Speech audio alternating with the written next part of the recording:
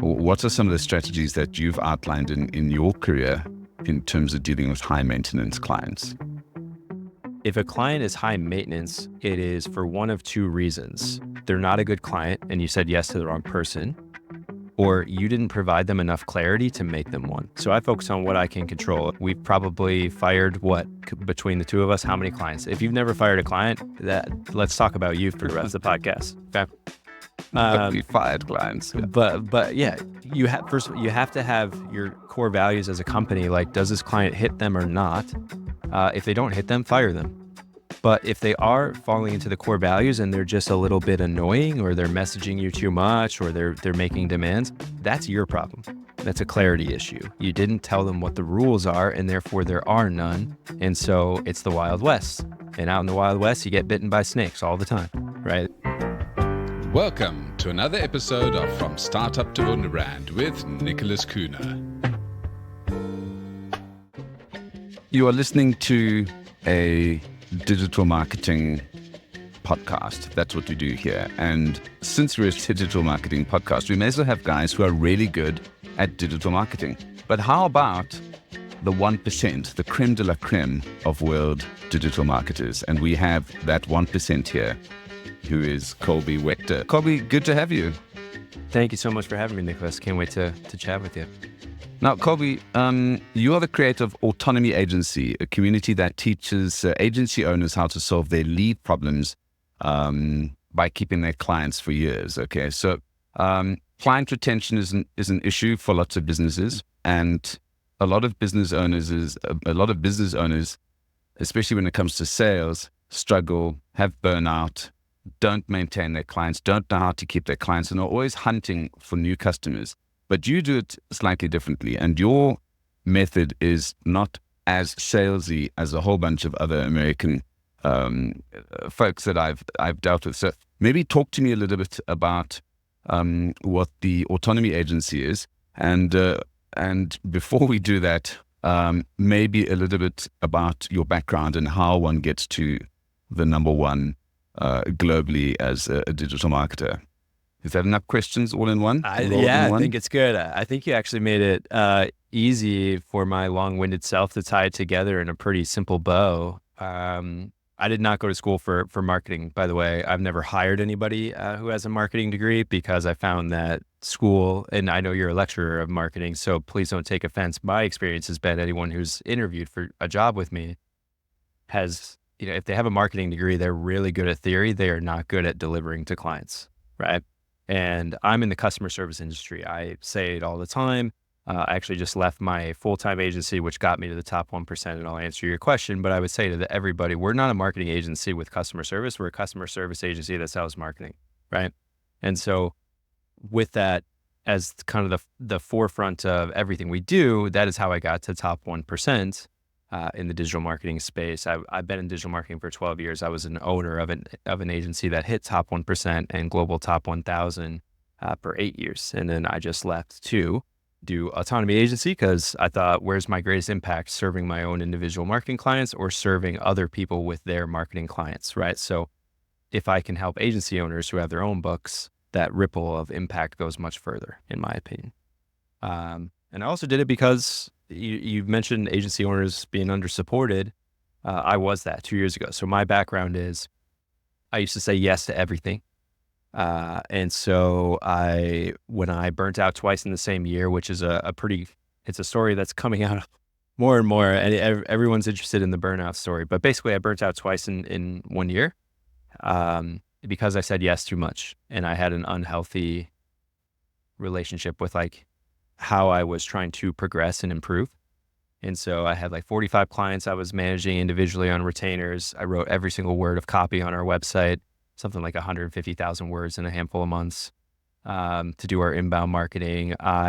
Because we kept growing as an agency, we hired staff, and guess who managed those people? That was me. And so there was just a whole lot of, I wasn't running the agency was running me, right? And that was my fault. And so post burnout, then I basically was like, well, I should just flip the script entirely. So I did that twofold. One was I'd only ever stayed in my own kind of ecosystem with the agency, which we were doing really, really well. but I never like looked outwards. I never sought mentorship. I never really networked with people and all that sort of stuff. So I just kind of hopped on LinkedIn and was like, let's meet new people with no agenda, right? But the other one was, hey, chasing business really sucks. I don't enjoy this at all. Inbound marketing, I liked the strategy of it. I didn't like the moment they got into our funnel. Then it was like, okay, now I sound like every other agency and we have to convince them why we're different. And my approach has always been really honest, like we're not. We have a very similar strategy to hundreds of agencies. What sets us differently is the individual expertise, which is why we were a good agency, not a great one, which sounds crazy as a top 1% agency, but I always said we were good, not great, because we relied on individual talent for the longest time instead of like systems and vision, right? So this is turning into a longer answer, but I'll tie it up in this is like the reason Autonomy Agency exists is because post burnout and then kind of realizing my own, like, hey, here's what I do to change it. I need to stop chasing business and get more value out of my existing clients. So I call it systemizing delight. I just started creating systems around delighting them. So they wanted to work with me. So that customer service felt world-class, and shock and awe, they stayed longer and paid more, right? And it was much less effort because they already knew, liked, and trusted me and our agency. But the whole Autonomy Agency offer exists because I thought that was just a me problem. But as part of my networking, I ended up talking with a lot of marketing agency owners. Hey, let's grab coffee, no agenda. Let's grab coffee, no agenda. And they would hop in there and immediately start telling me about all the problems they had. I wouldn't even ask. I probably had 100 coffee chats, Nicholas, in the last like 12 months with that particular type of person. In at least 50 of them, I think I uttered the words, "You sound exactly like I did 6 months before I burnt out." And so Yeah. it kind of revealed itself of like, this is what I have to do. I'm deeply passionate about it, but it's also almost not up to me. Like these people need help, and I think I'm in a unique position to help them. I guess it's when companies are at a certain stage in their life cycle that this kind of offering comes into being, because you've got to have had a bit of track record, and you've got to have a book of clients. And I think Right. one of the problems that lots of businesses have is most businesses are not going to become massive businesses and turn over hundreds of millions of dollars. But a lot of businesses get stuck in that growth mindset where they just need more clients, more overhead, more staff, more. And forget that being a medium-sized business is sometimes not the worst thing in the world. You're sort of under the radar a little bit, but you do need some kind of guidance in terms of how to maintain and get additional value out of clients. And what I love what you said there is delight clients, because it's not just about a one-sided engagement where you get all the value. The customer's got to get the value as well. You talk about networking and getting out there and having these open discussions with agencies. I had that same issue when I was a little bit younger as well, is that my business was going really well. I was, winning every pitch. We were beating Landor, we were beating Interbrand, we were beating, big agencies at pitches. So I thought I was shit hot really. And I didn't need terribly much help and guidance from other people, older folks in the field, because, what can they teach me? And I realize as I'm, progressing in age a little bit now that I missed out on a whole bunch of years of mentorship opportunities and opportunities to network with folks in my industry. How has this last year with 100+ interviews changed your mindset regarding the business and perhaps your working life? Man, that's a really good question. And thank you for being so forthcoming about your experience, because I think, like you and me were identical until, the short answer is I think mentorship is people who don't believe in it haven't had good mentorship, just straight up. There's nothing about the model that's a scam. There's nothing about it that means you're not going to get your value. If you find the right mentor, it's immeasurable. It's unquestioned to me. What I will say in answer to your question is something that I firmly believe is, I got a 4-year college degree and it was in elementary teaching primary school, right? I'm definitely not using that.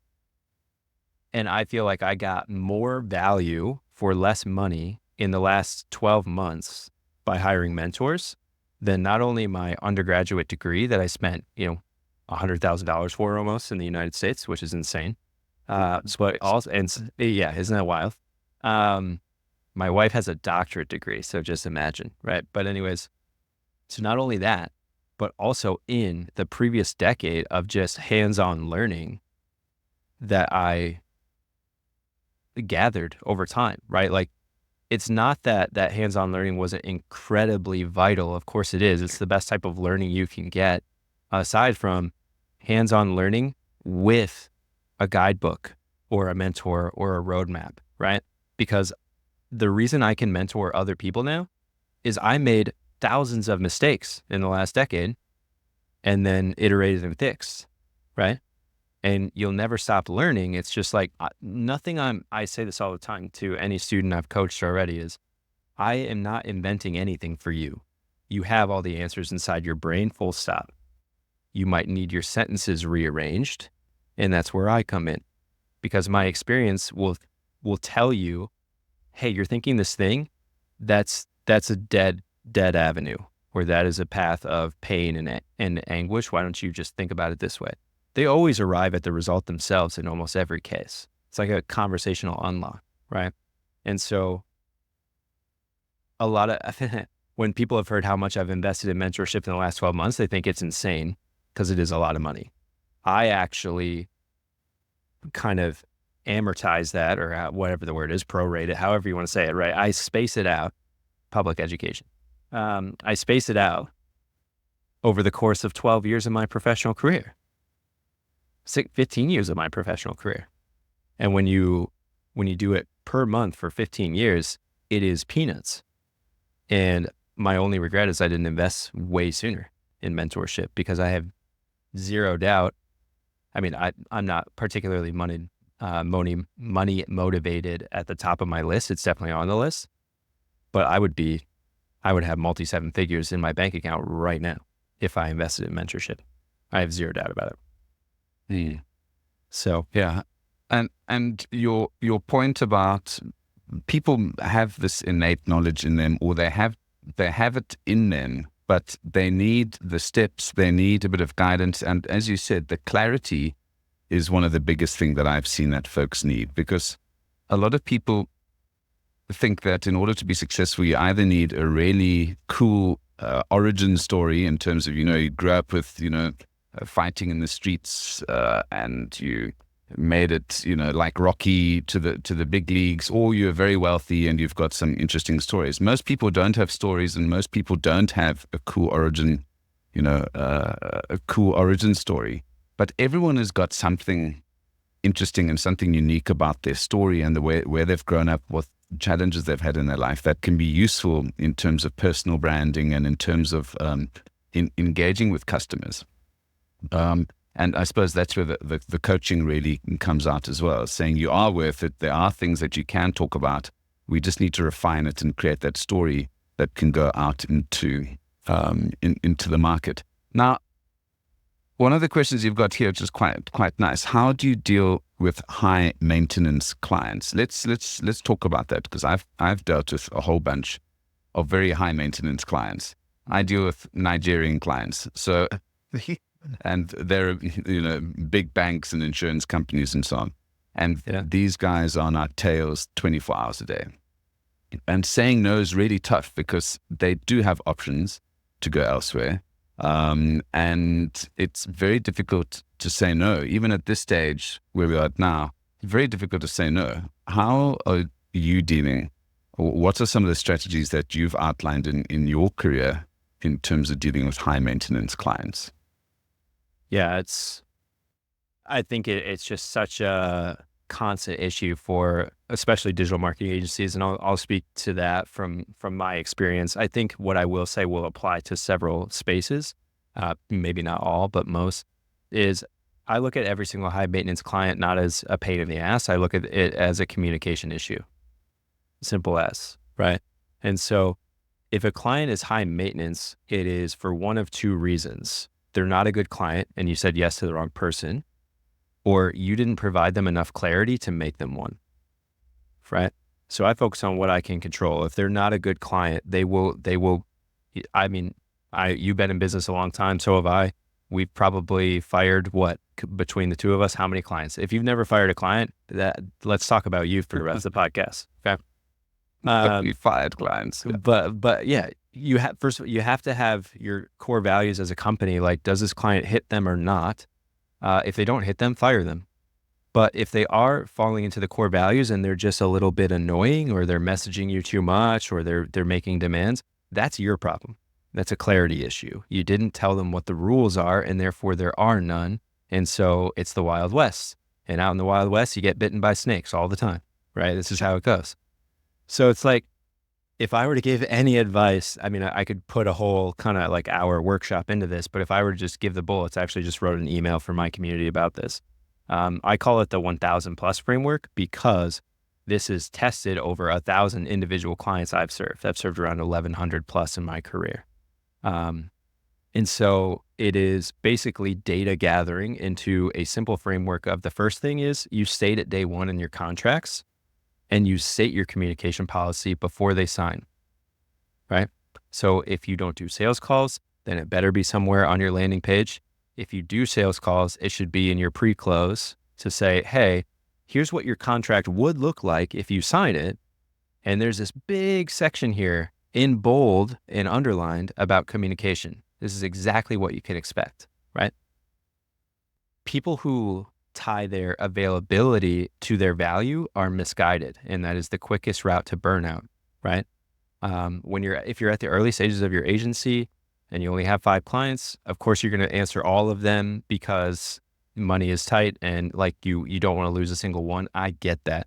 But if you were doing that 2 years, 3 years, 10 years into your agency, you've got a serious toxic relationship with what it means to serve a client. Availability is not what we're talking about.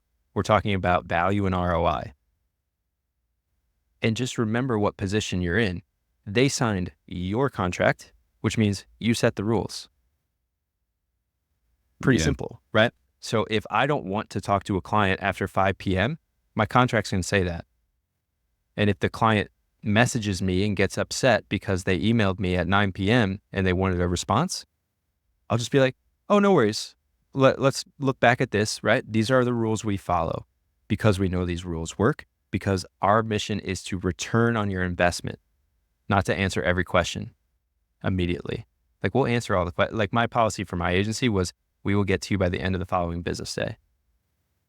If someone emails or messages at 9 a.m. on a Friday, they got to wait 3 days. I mean, I could get to them on a Friday, but I'm still maintaining the rules if we get to them at 4 p.m. on a Monday.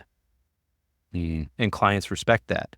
So it's not like you have to respond to them early. You have to like be available.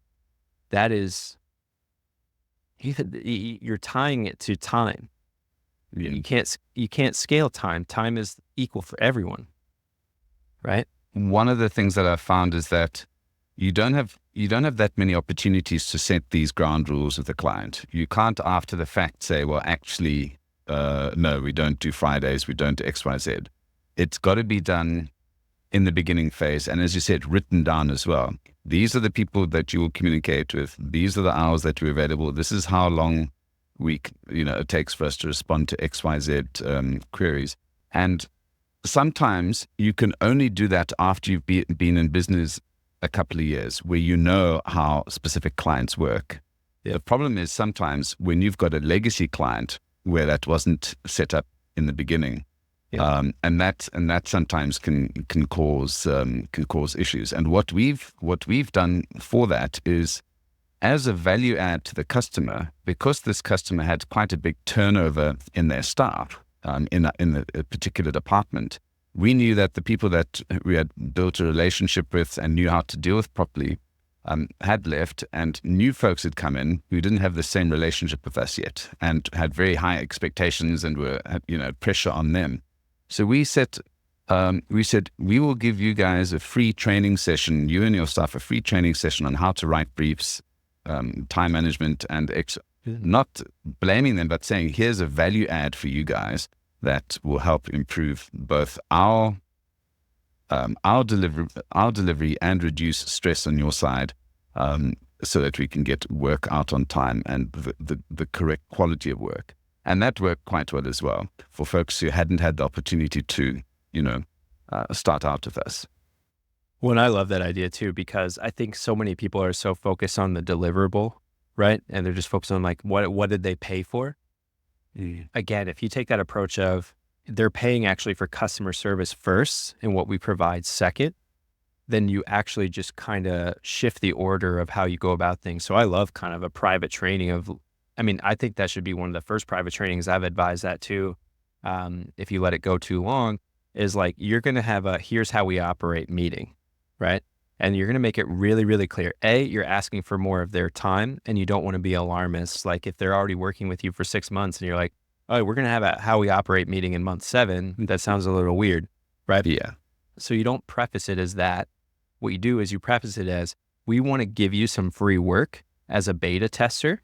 And you just come up with something you already deliver, right? A one-off, whatever. And that's the purpose of the meeting. And then you say, hey, while we're doing this, this might change a handful of things for you. So we want to really nail down the communication from this point forward. And so you're actually putting it in terms of a value add at the front so the client can easily say yes to it.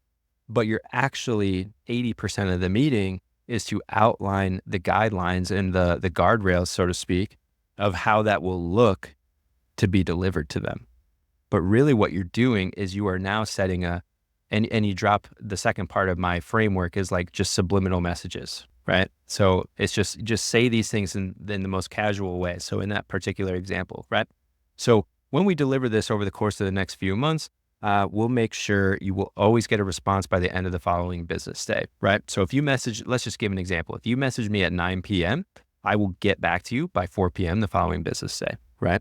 And just so you know, you'll probably have a ton of questions about this because it's new, right? So if you send me, say, 6 different messages in a single day, I'll make sure that all of those messages are summarized into one by the end of the following business day, right? And, this is a new communication. I get it. We've done email, we've done ClickUp, and we've done phone calls. Everything we're going to do for this will be in ClickUp. And you know what I think your past campaign, it would just make sense to have it all in one place, right? So if you send me an email, I'll just copy that email and put it into ClickUp and respond to you there. And you just you're just saying what's going to happen. Now, at what point in any of what I said, Nicholas, did I sound like an ass or say, you're ruining my time, right? Yeah. No, it's like clients crave clarity even more than results. If you don't get results for them, they shouldn't pay you. So put that as a back seat. What they really want is clarity. Give it to them. Absolutely. That's something I pushed into all of my client service folks, is that just communicate. Don't ignore. Just say, this is what we're going to do. Even if you can't respond with a particular answer just yet, say, we are working on it. We will get back to you and explain the process. Absolutely. And on the question of ours, this is one of our sponsors. And if you can see, this is one of my favorite peers here. It's I love that you have that Horse. just right next to you. That's awesome. It's an alcohol-free one. It's very nice. It's very refreshing. Love it. And So just on nice top of little that, glass. yeah, before you ask the next question, like just so it's abundantly clear to the audience, the number one contributor in my mind to clients churning and leaving is they're guessing what's going on. Mm-hmm. So what you just said there, I don't think that many people would have picked up on it, but it's a classic trick. Like, you don't have to be an expert at customer service. You do have to let them know that you're on it. And so you're right. If your policy is end of the following business day, you don't have to have the answer. You just have to say, acknowledge we're on this. They need a response by the end of the following business day. Right? Never let your clients guess. They will leave you. Yeah. Simple. Yeah, everyone, it's like waiting for a message from a girlfriend or boyfriend you've messaged, that waiting in anticipation. Your mind is going in 100 different ways, and clients aren't any different to that. There's a whole bunch of things that you have got experience in that we'll be able to help customers and agencies improve their business, and they're quite simple things, but sometimes you just need to be told these things and explained in context how these work and applied to your context. maybe talk to me a little bit about your offer, because I want folks to be able to get some value out of this, and we can talk about it. But I want folks to be able to get in touch with you and see how they can prevent burnout, and what kind of resources you've got for folks to be able to learn these things. Yeah, well, first and foremost, I would say if you are a marketing agency owner and you think you need help, I would throw my name in there because I'm designed to be fired, right? I'm not trying to milk money out of you forever. I'm trying to deliver a 10x, 20x value. And this is not Hormozy math. This is actual math. And I can talk about this, right? But like how I help someone, personal experience. Okay. So if you are scrolling the internet, for instance, lead gen, I'm trying to be the opposite voice to traditional lead gen, right? Everyone's saying, I'll fill your pipeline with 20 leads this week, qualified sales calls. I'll book them all. I'll do the thing and I'll work for free. And it's like, shut up, right? All of us have those in our DMs right now, right? I've been an SEO person for 12 years. I get 5 SEO emails a day saying, hey, we can improve your SEO. Great. Thanks for doing your research. I'm a number. Yeah.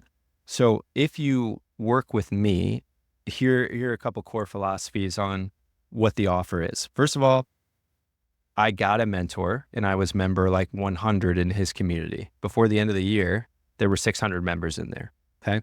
That doesn't happen with Autonomy Agency. My mission is to get you results. I can't get you results if it's all DIY, you're looking at modules. I don't think so, because this is a very human thing.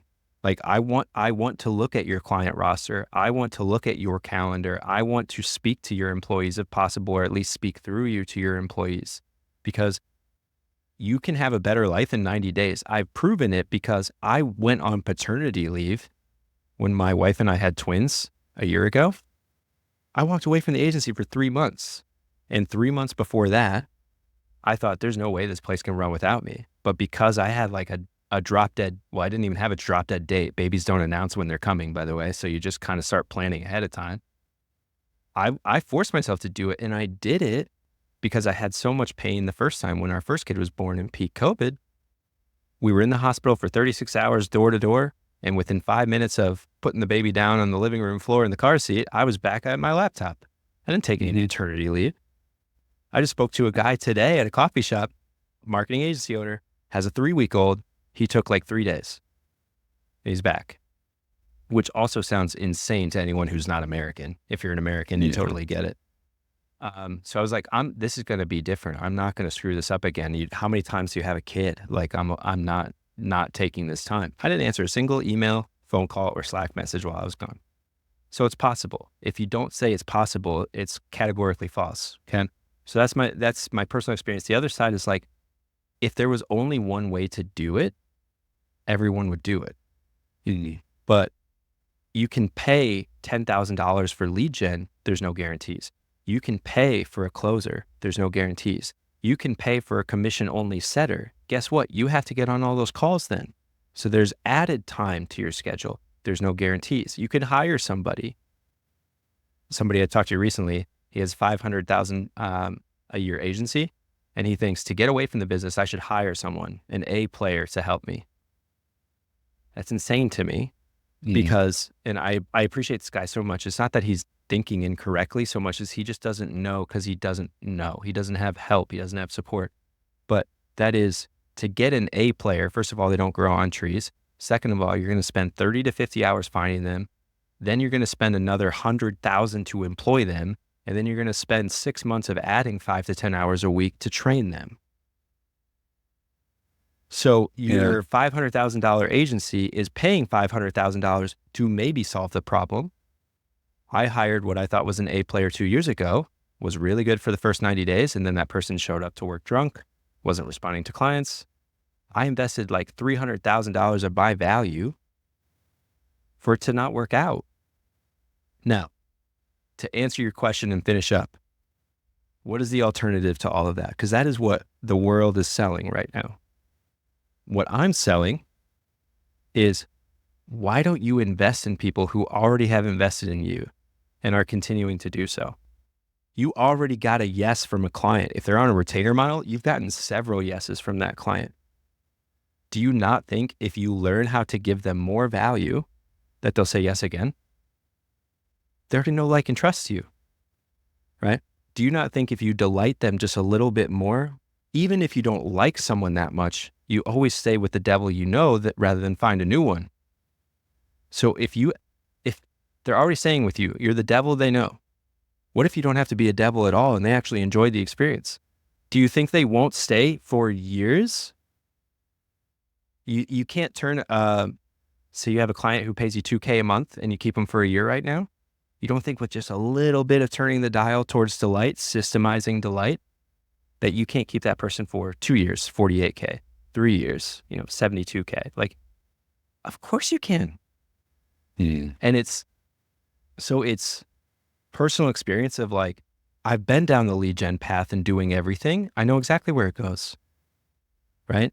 And so by sheer desperation, I just did a 180. I didn't know that retaining clients was going to be the answer. I didn't know that delighting them and turning 80% of my time chasing into 80% of my time working on our existing book was going to save, I don't want to sound dramatic, but kind of save my life a little bit in mentorship, of course. But it's exactly what happened. And so there's a lot of skepticism until someone gets one-on-one with me and they're like, oh, absolutely, that makes perfect sense. Yeah. But from the outside, they've never been told that before, therefore they think it's not possible. And it's like, it's incredibly possible. And it is, to me, the most sustainable way to actually not only make more money, but actually enjoy it and live your life.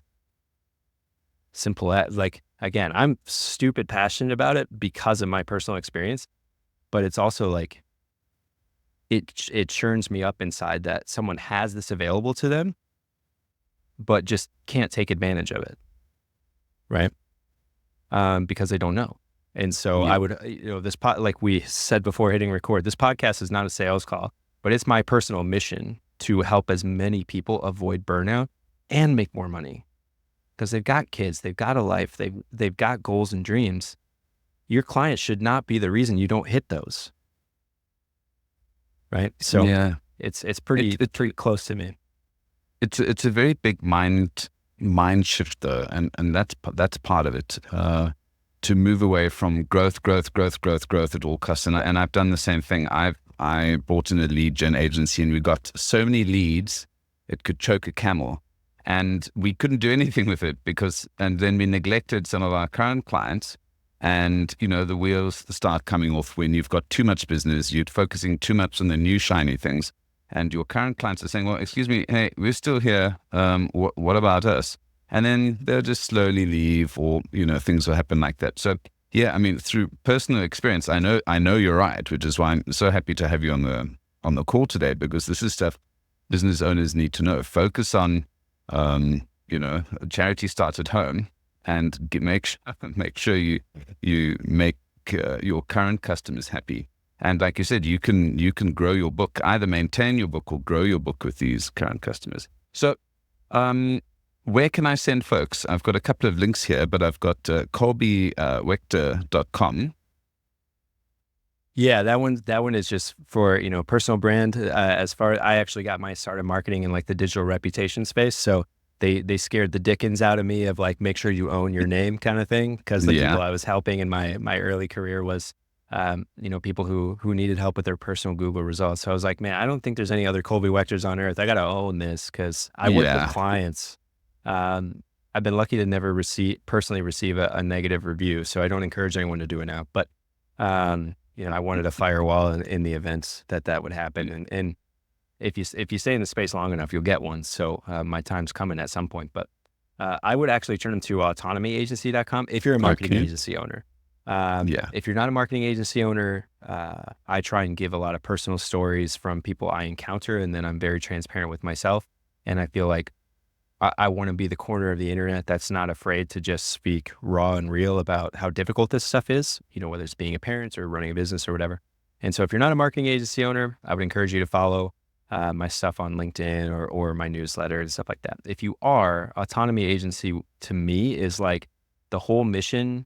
It's 2 stages in 90 days. Stage 1, get you back to normal, right? So if you have toxic behaviors, your calendar's terrible, your clients are running your life, we need to get you to feel good. And then stage 2 is when we install client retention and all that sort of stuff. And you're absolutely right, Nicholas. You did your research.